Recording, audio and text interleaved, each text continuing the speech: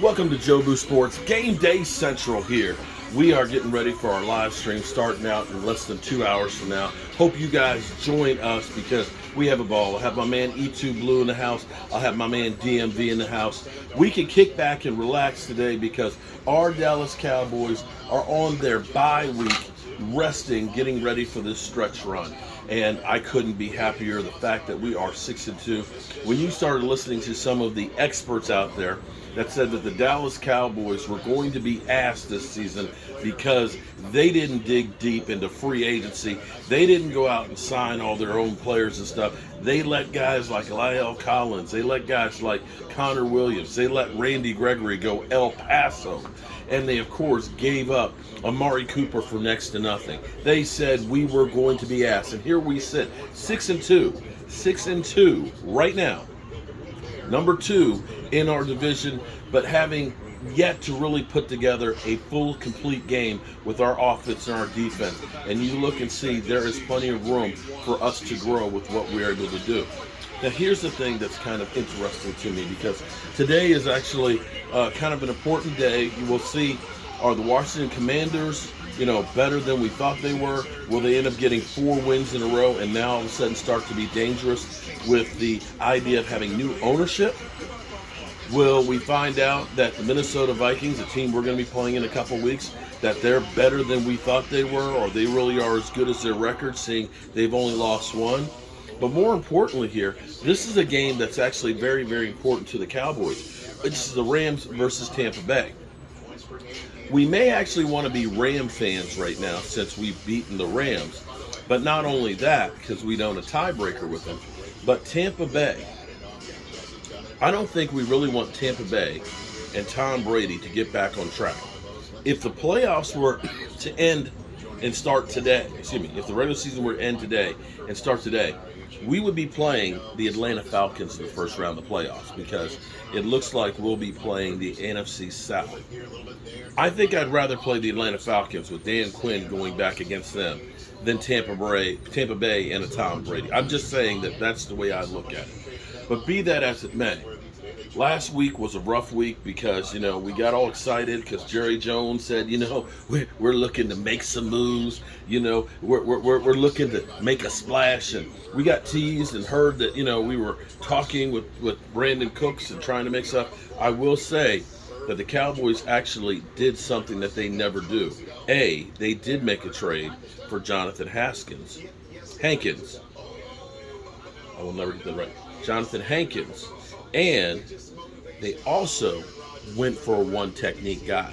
Things that would be unheard of for the Dallas Cowboys. Trading and getting a number 1 technique. We usually don't even draft those guys, and we actually drafted a one technique 2 years in a row. So they have actually learned some things about how to win in football. A lot of people are upset and they say that the Cowboys didn't make that splash, didn't go ahead and go all in trying to get Brandon Cooks. Well, see, here's the thing. To me, it was just too much. It was too much. That was one of those cases of we're just making a move just to say we made a move.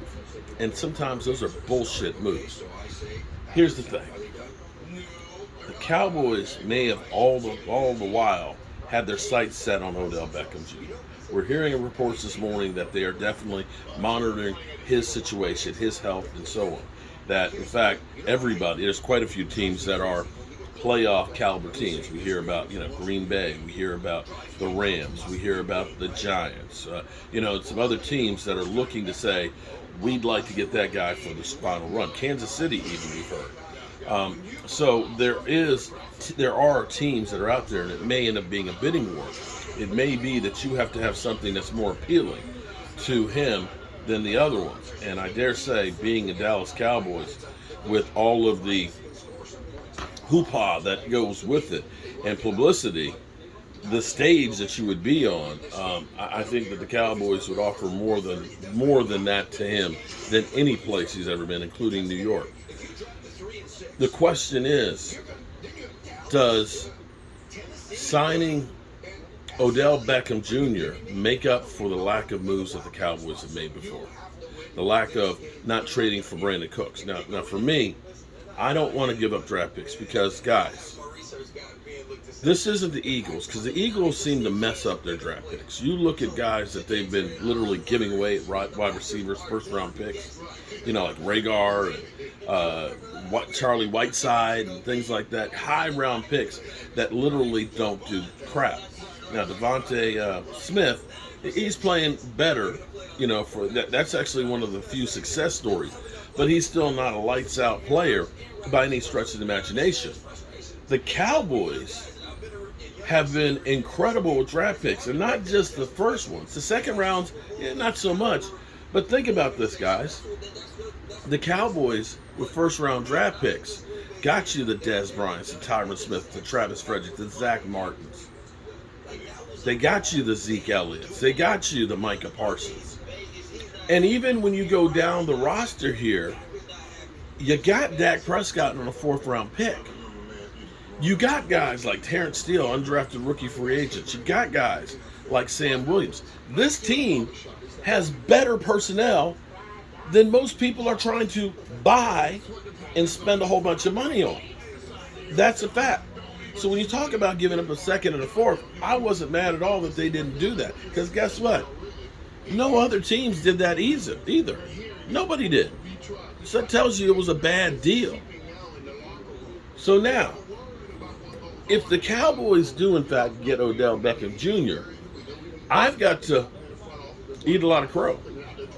I have always said I do not want Odell Beckham Jr. on my team because I've said in the past, he is a cancer. He's always been that me guy.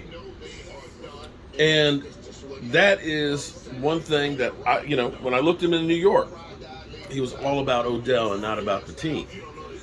We thought when he went to Cleveland that he was being Odell. And in fact, what we really found out was Baker Mayfield really sucks.